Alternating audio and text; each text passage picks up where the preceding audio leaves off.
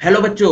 जैसे कि मैंने कल की क्लास में आपको नाइन्थ की क्लास का मैथ का ओवरव्यू दिया था, उसी के अकॉर्डिंग आज मैं आपके सामने नाइन्थ की क्लास का नंबर सिस्टम चैप्टर का इंट्रोडक्शन लेके आ रहा हूँ। इसके बाद मैं आपको नंबर सिस्टम चैप्टर का 1.1 भी आपको करवाऊंगा।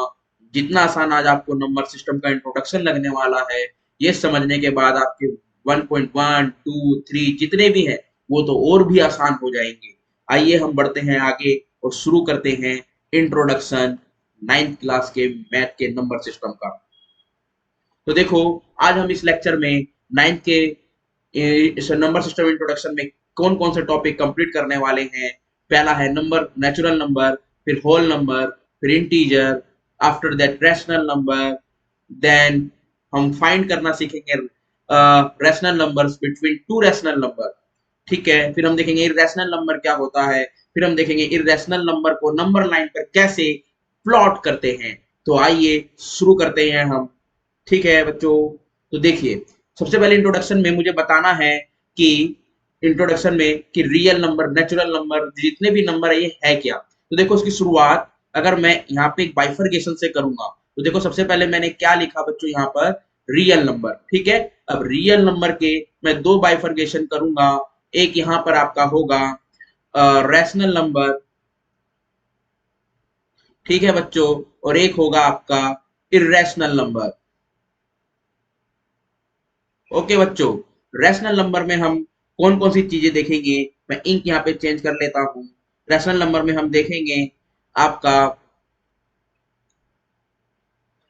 नेचुरल नंबर, फिर हम देखेंगे होल नंबर, फिर हम देखेंगे आपके इंटीजर्स। ओके बच्चों, सॉरी बच्चों, इरेशनल नंबर में हम क्या क्या देखेंगे, वो सभी नंबर जिसके कंप्लीट रूट नहीं होते, जैसे इवन प्राइम नंबर्स। ठीक है, इवन प्राइम नंबर्स और इवन प्राइम नंबर जैसे 2, under root 3, under root 5, under root 6, under root 7 and so on. ठीक है बच्चों, तो सबसे पहले हम समझते हैं नेचुरल नंबर क्या होता है। हमें पता है नेचुरल नंबर हमारे 1 2 3 4 और आगे जाते जाते हैं ये कहाँ तक, इनफाइनाइट तक।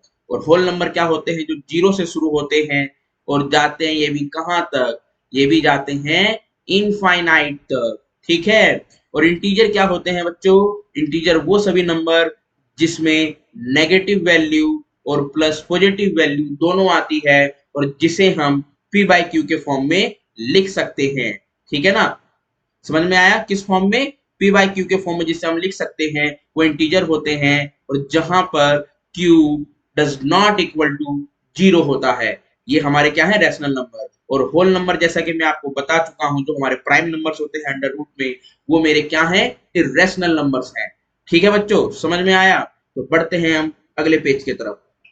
देखो, मुझे यहाँ पर क्या कह रहा है, ये दो रैशनल नंबर फाइंड आउट करने कह रहा है रैशनल नंबर्स के बीच में।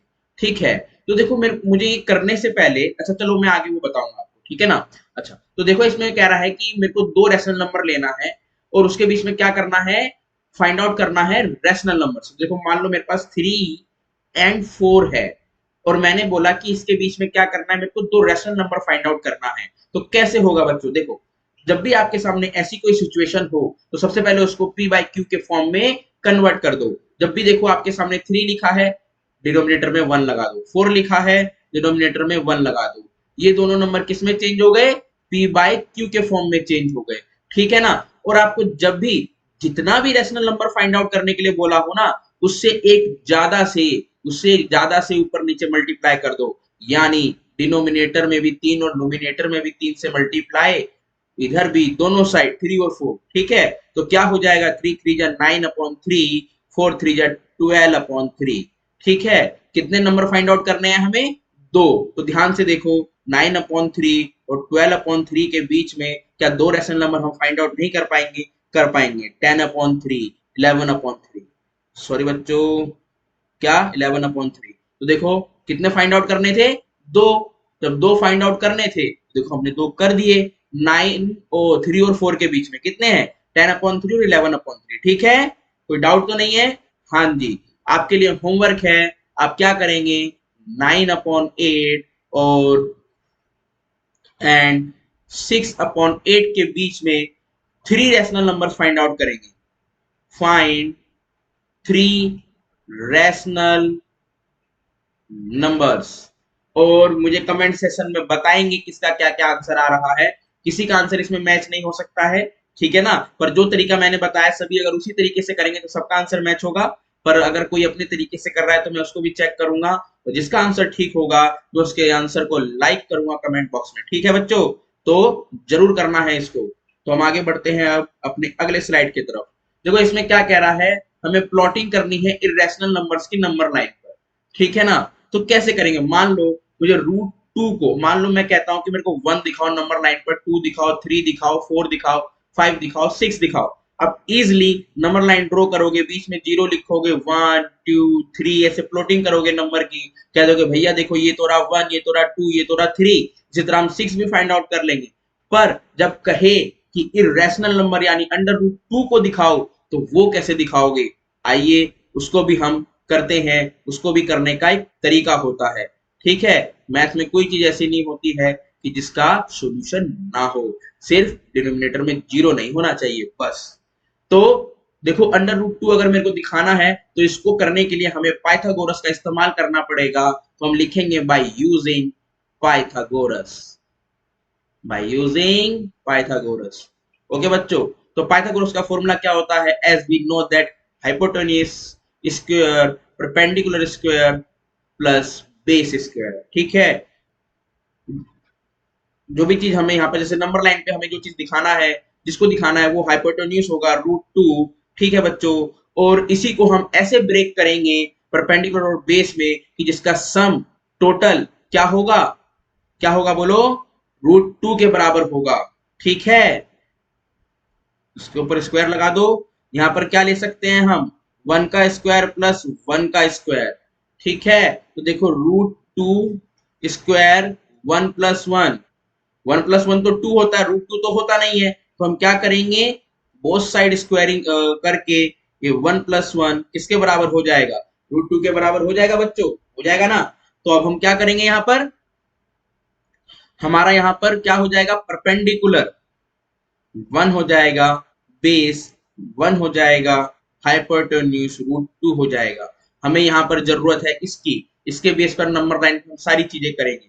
ठीक है बच्चों, तो देखो यहाँ पर एक नंबर लाइन में ड्रॉ कर रहा हूं, मैंने यहाँ पर 0 लिखा, 1 2 3 4। ठीक है, बेस कितना है, 1, तो बेस में कहां तक जाऊंगा, यहां से लेके यहां तक 1 सेंटीमीटर तक। यहां से मैं कलर चेंज कर लेता हूं। ठीक है बच्चों, मैंने मान लो रेड कलर ले लिया। मैं यहां से 0 से 1 तक जितना भी आपके पास यहाँ वैल्यू आएगा बेस का, उतना ही नंबर लाइन पर आप आगे वहां तक एक्सपेंड कर सकते हो। ठीक है, वैल्यू क्रिएट करने के लिए, शो करने के लिए, सॉरी।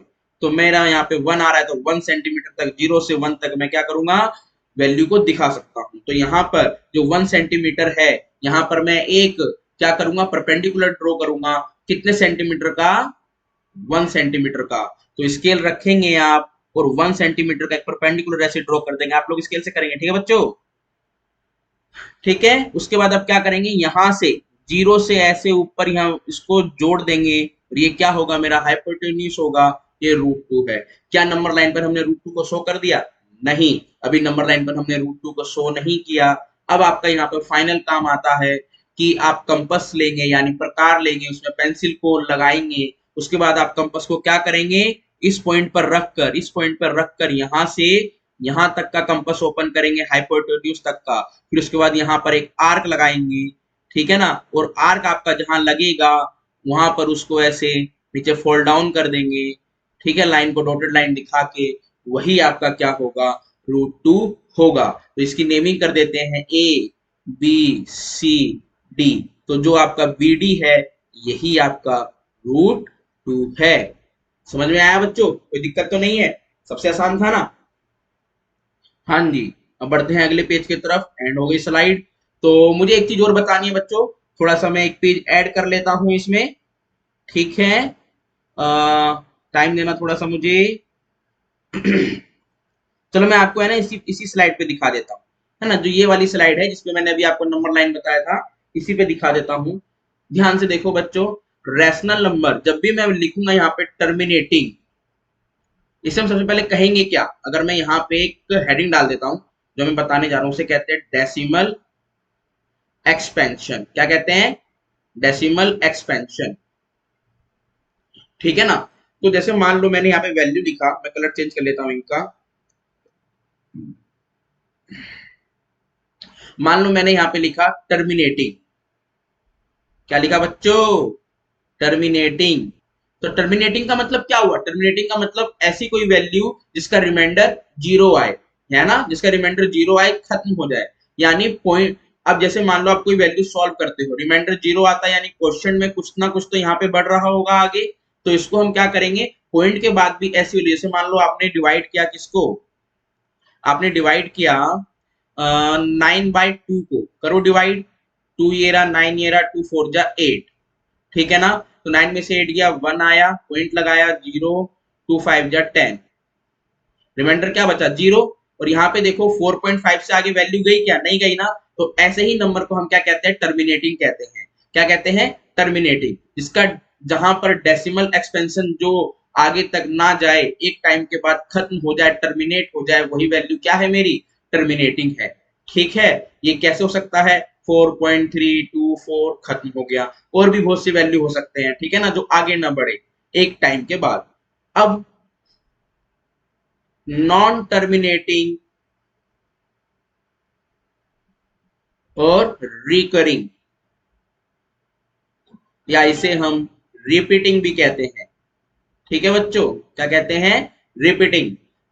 नॉन टर्मिनेटिंग, रिकरिंग और या रिपीटिंग का मतलब होता है कि पॉइंट के बाद वैल्यू खत्म तो नहीं हो रही है, पर एक पैटर्न बना रही है। यदि आप देखो, आप डिवाइड करोगे किसको? 1/7 को डिवाइड करोगे तो ये एक पैटर्न बनाएगा। कैसा पैटर्न बनाएगा? 0.1 समथिंग कुछ बनाएगा। चलो मैं आपके सामने करके दिखा देता हूँ। 7 है, 1 है, 0 लगाया, पॉइंट, 7 1 जा 7, 3 आ गया, पॉइंट है 0, 7 4 जा 28। ठीक है। तो ये आ गया 2 0, 7 2 जा 14, 6 आ गया, 0, 7 8 जा 56, कितना आ गया? 4 0, 7 6 जा तो नहीं हो सकता, 7 5 जा 35, कितना आ गया? 5 0। तो अगला क्या ले सकते हैं हम? 7 7 जा 49। देखो क्या बचा मेरा रिमाइंडर आखिरी में बच्चों, यहाँ पर ध्यान से देखो, दिख रहा हो तो 1 बच रहा है ना। तो यदि आपके पास जो ऊपर न्यूमिनेटर में वैल्यू थी, रिमाइंडर यदि आपके पास वही बच जाए, उसके बाद फिर आगे आप दोबारा डिवीजन शुरू करोगे, डिवाइड करते जाओगे वैल्यू को, तो इसके बाद वैल्यू रिपीट होती चली जाएगी। नहीं आपको पता लग रहा है तो आप घर पे डिवाइड करके देखना। 0.14287 के बाद वैल्यू रिपीट होने लग जाएगी। इसी को कहते हैं, वैल्यू टर्मिनेट भी नहीं हुई और रिपीट होते जाएगी। ठीक है ना, एक पैटर्न बनता चला जाएगा। 0.142857, फिर आएगा 142857, फिर 142857, ऐसे रिपीट होती चली जाएगी। ठीक है। इसी को हम क्या कहते हैं? Non terminating recurring value. ठीक है बच्चों, इसको मैं रफ कर देता हूं। इसके बाद हम देखते हैं आगे एक और चीज। हम्म इसके लिए एग्जांपल में 1/7 डाल देता हूँ। अब मेरे पास एक चीज और आता है बच्चों यहाँ पर। क्या चीज? देखो, अगर मैं बताऊं आपको तो एक होता है नॉन टर्मिनेटिंग वैल्यू। कौन सी value? Non terminating. Non terminating, non terminating का मतलब होता है वैल्यू पॉइंट के बाद खत्म नहीं होगी। ठीक है ना। तो जैसे मान लो मैंने लिखा 0.1 2 3 4 5 6 7 8, है ना, खत्म नहीं हो रही है, पॉइंट के बाद चलती जा रही है। ठीक है। और एक होती है मेरे पास non terminating and non recurring.